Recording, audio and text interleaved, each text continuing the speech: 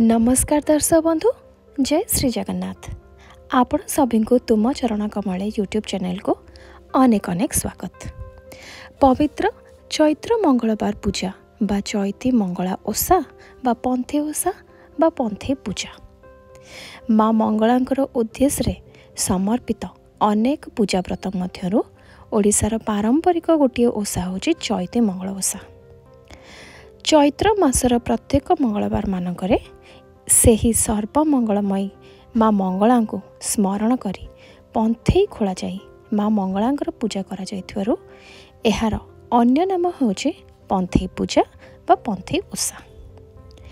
विवाहित महिला माने निजर संतान मानकर दीर्घायु कामना करी निजर स्वामींकर दीर्घायु कामना करी निज परिवार सुख शांति समृद्धि पाई चैत्र मंगला ओषा करिथांती। साधारणतः प्रति वर्ष जेमितिक 5 पाଳି पड़िଥାଏ किंबा 4 पाଳି पड़िଥାଏ। एही वर्ष चैत्र मंगला ओषा पड़ी 4 पाଳି।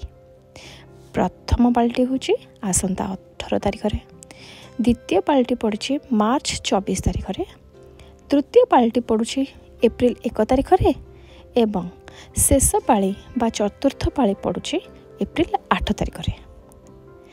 चैत्र मासर एही 4 पाଳି मंगलवार मध्यरु आपण चाहिले 4 पाଳି, 3 पाଳି, 2 पाଳି बा सर्वनिम्न गोटे पाଳି मध्य माँ मंगलांकर उद्देश्य रे पूजा करि परिबे।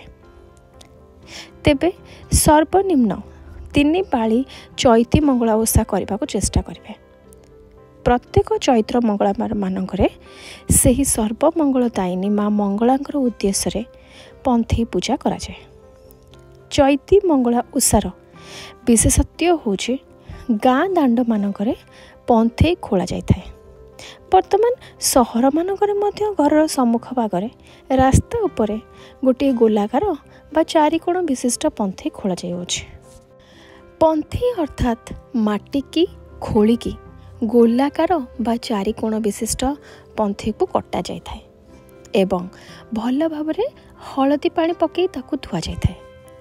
ता मध्यरे माँ मंगलांकर गोटे गुआ रखा जाइଥାଏ जहाको स्मरण करी माँ मंगलांकर चैती मंगला ओषा को पालन करा जाए। सेही पंथेई चारिपटे गोलाकारर 4टी गर्त मध्य केही केही करथांती। पंथेई चारिपटे नाली सालुकना गुड़ेई होई रहितिबा नड़िया आंब डाल पूर्ण कुंभ कलश रखा जाइଥାଏ। आउ एई कलश मध्यरे जल सहित अक्षत हळदी खंडे एवं मुद्रा मध्य पका जाइଥାଏ। पंथेई चारिपटे नाली मंदार फूल को देई भल भावरे सजाई दिया जाइଥାଏ। ओडिशार गोटे पारंपरिक ओषा भावरे माँ मंगलांकर उद्देश्य रे समर्पित एही पंथेई ओषा चैत्र मंगलवार मानकरे प्रायतः प्रत्येक जगार पालन करा जाए। पंथेई पूजा कला बेले पंथेई मध्यरे गुआ रखी माँ मंगला को स्मरण करा जाइଥାଏ। मंत्र उच्चारण पूर्वक जदि आपण मंत्र जानि नांती तेबे भावरे मध्य माँ को स्मरण करि परिबे। सर्व मांगल्य मांगल्ये एही मंत्र को पाठ करि परिबे। सेही गुआरे चंदन सिंदूर नाली मंदार फूल को देबे। पंथेई चारिपटे नाली मंदार सुबासित धला पुष्प ता सहित बेलपत्र दे सजेबे। पंथेई चारिपटे नड़िया को रखिबे सालुकना दे। तापरे पंच उपचार विधि रे माँ मंगलांकर उद्देश्य रे पूजा करिवे। पंच उपचार अर्थात गंध पुष्प धूप दीप नैवेद्य रूप में सुखिला भोग जेपरिक फलमूल उखुड़ा कोरा नड़िया पाती यही सबको भोग करें। ता सहित चैत्र मंगलवार ओषार विशेष नैवेद्य होउछि चैती पणा। चैत्र मंगलवार मानकरे माँ मंगलांकर उद्देश्य रे विशेष भाव में यही चैती पणा को प्रस्तुत करी माँ मंगला को समर्पण करा जाए। जेहेतु यहाँ खरा दिन तेणुक बेल क्षीर दही कदली छेना गोलमर्च उखुड़ा चना साकर ता सहित विभिन्न प्रकार फल को एसबू को पकई चैती पणा को स्वतंत्र भाव प्रस्तुत करा जाए। माँ को उद्देश्य यही पणा को सही पंथी मध्य ढला जाए।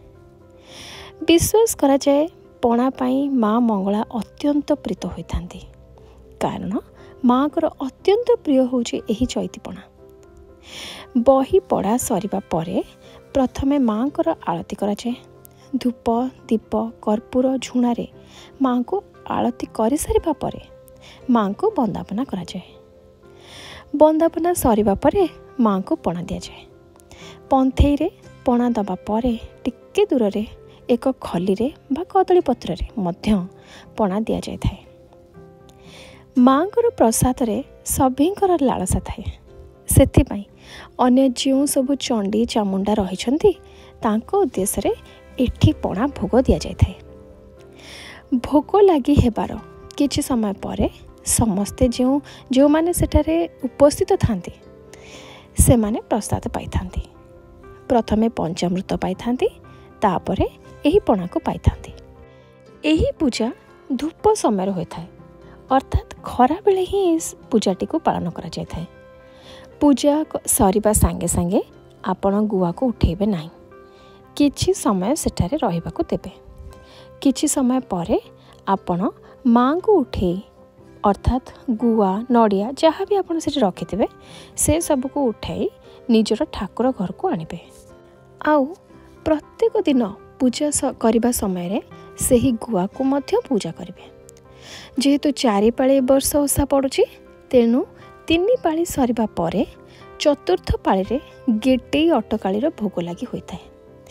तापरे काकरा पिठार भोग लगी होता है। विभिन्न प्रकार पिठापणा माँ को पाखरे भोग लगी होता है। आशा करुँची आपण मानकु आज भिडियोटी निश्चिंत भल लगी। जदि भल लगी तेबे भिडियोटी को लाइक करेंगे, अन्य मानक सहित शेयर करेंगे एवं चैनल रे जदि आपण माने नुआ अछंती तेबे चैनल को निश्चिंत सब्सक्राइब करेंगे। आज भिडियोटी को ये रखुची पुणी थे काली आसबि गोटे नुआ भिडियो सहित। रहिली। ओम नमः शिवाय। जय जगन्नाथ।